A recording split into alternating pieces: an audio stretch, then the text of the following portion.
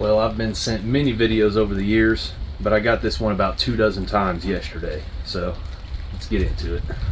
As they began to lay down the casket, the platform above the burial site collapses, sending the men plunging into the burial hole. And first things first, I just want to say my heart goes out to that family. I can't imagine losing your loved one, and then during the grieving process having to go through an ordeal like that.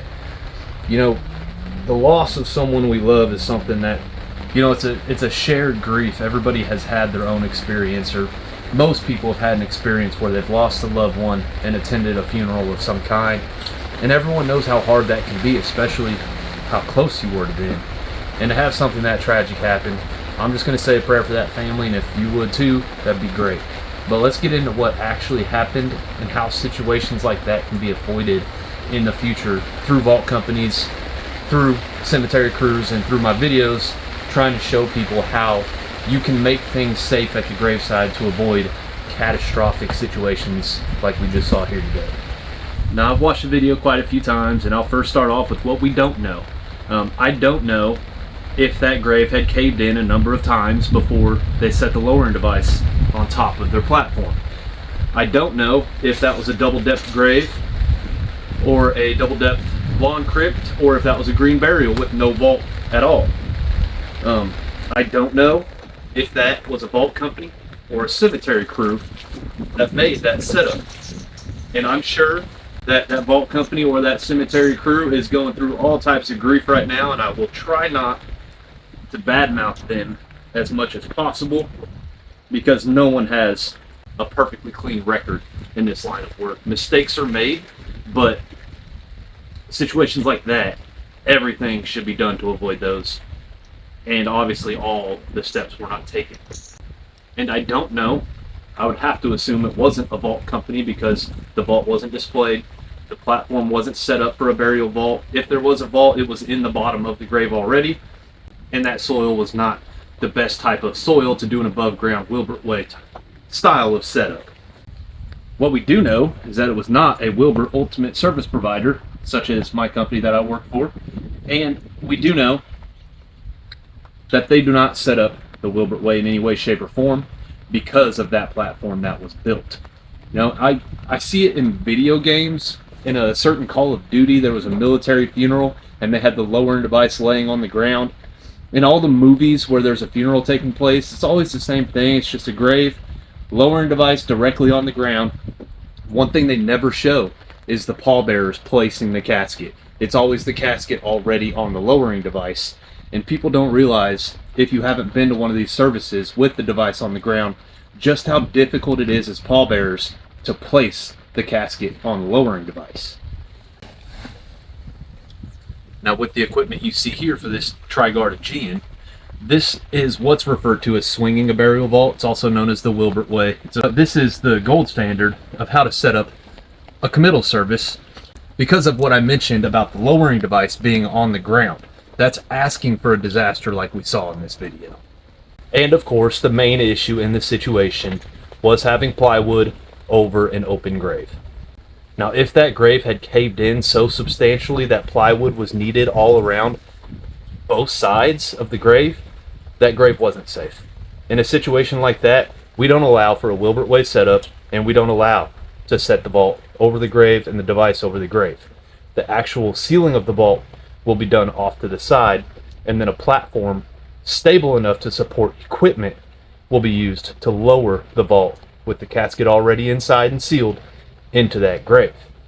Now, I pride myself on setting up over caved in graves quite often, because if it just caved in like you can see here today in this little clip from when I got here, and unfortunately cave-ins are quite common. The same day that I'm making this video, I had a cave-in because of the burial vault next to the vault that I'm installing today is a tragedies, and the top of these vaults are that simulated granite, and it's very slick, and it is common for the grave next door to have the soil on top of the lid slide off and into the grave. Typically, if it's a small cave-in like this, the dirt can just be leveled out at the bottom. But as you can see in that video, I believe that was an extremely sandy cemetery, and as soon as you dig the grave, the walls want to start moving in to where there's no pressure in the center, especially if the ground is saturated, that ground just turns into mush and fills in the grave.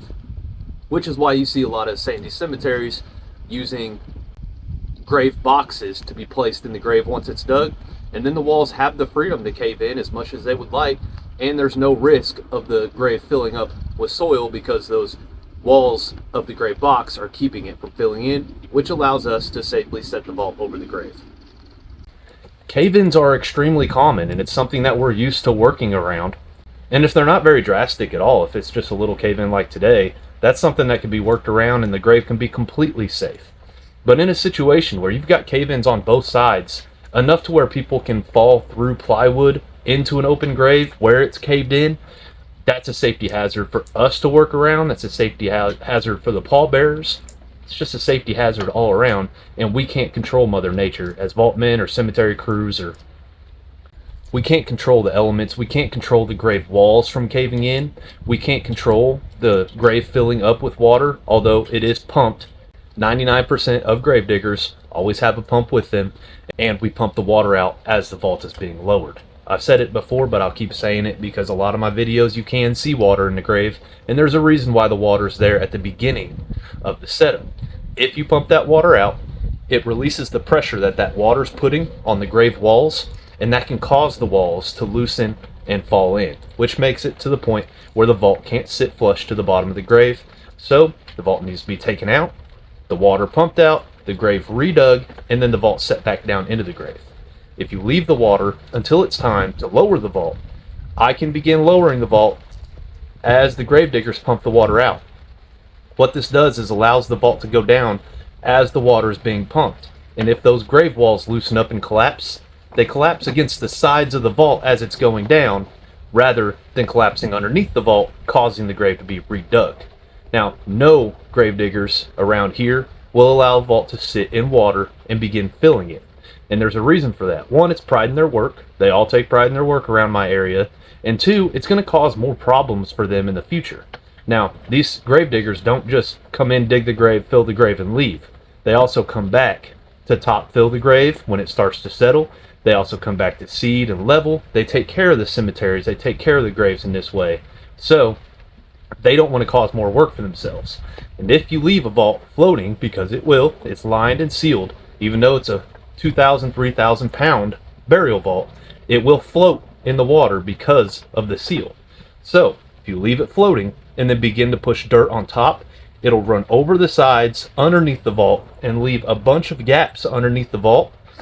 And over time, those gaps will start to fill in with soil. As the rain comes and as it begins to settle, it'll fill those spaces in, and that grave digger is going to have to come back over and over again to keep topping off that grave when it settles.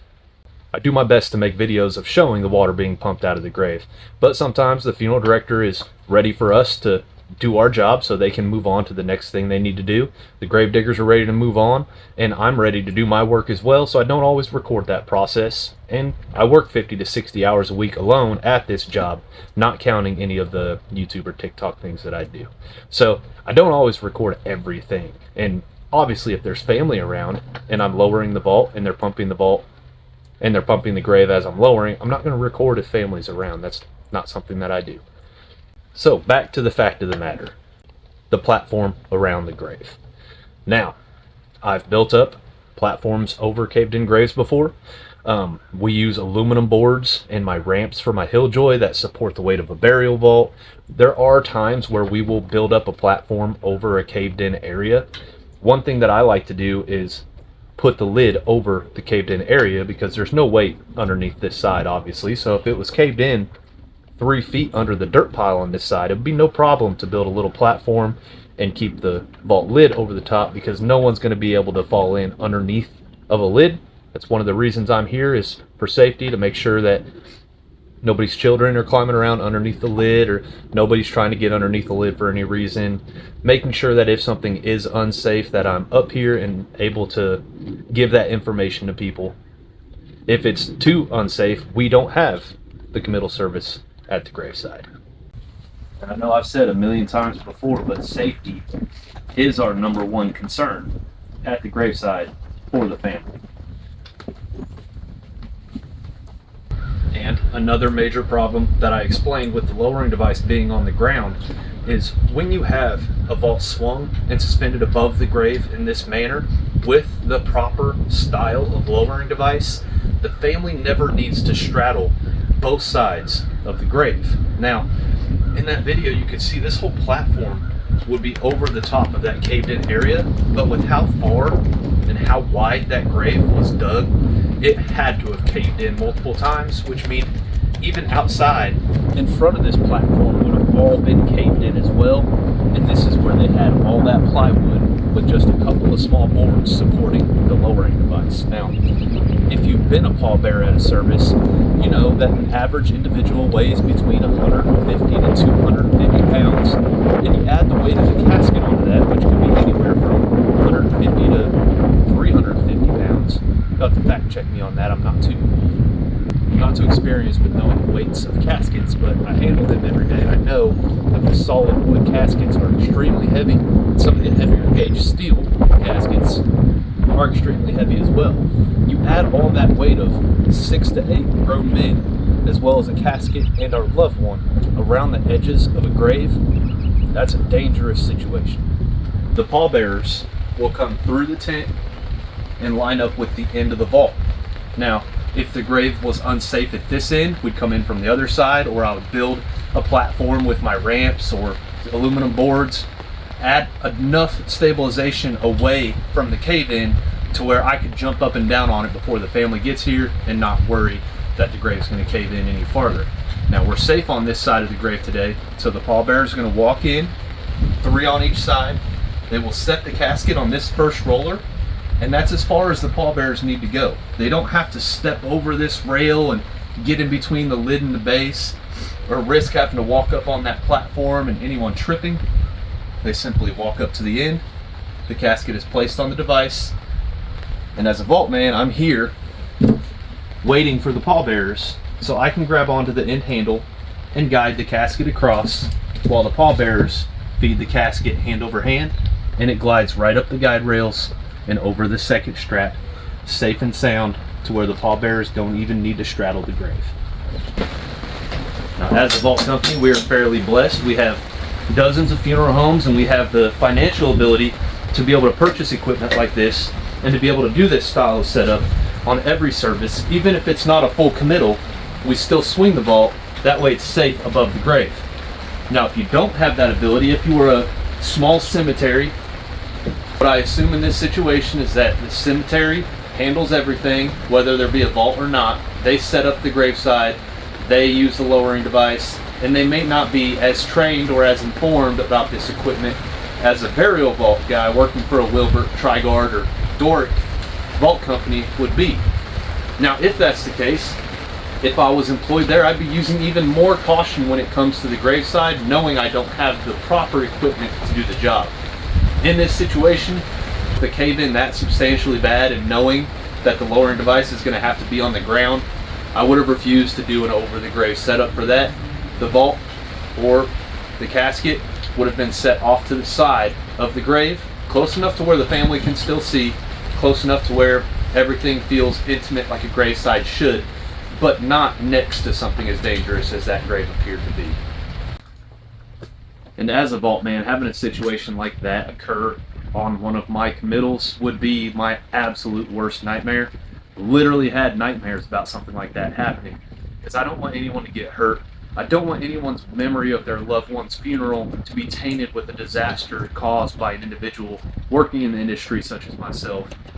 And I don't want to give the family any more grief than they're already going through the grieving process. Like I said, I don't want to dog on the cemetery or the vault company that manage that service, but I just want to reiterate and continue making videos like this to try to help vault man, to see how it's done in different regions of the U.S., to see how other vault companies set things up, to give tips and tricks on safety and on situations, and just avoid having anything like this happen to a family as much as possible. And like I said before, if you feel so inclined, if it's in your personality to do so, please say a prayer for that family, for everything they're going through right now. And to all the vault man cemetery guys out there, I answer questions all the time on here, on YouTube, on TikTok, even on Facebook, even though somebody on Facebook is stealing all my videos. Somebody named Austin Edwards. It's not me, he's just copying all my stuff. But either way, if you have any questions, I have an email. You can send me a DM on Facebook. You can send me a message on TikTok and email at Illianaheadstonecare@gmail.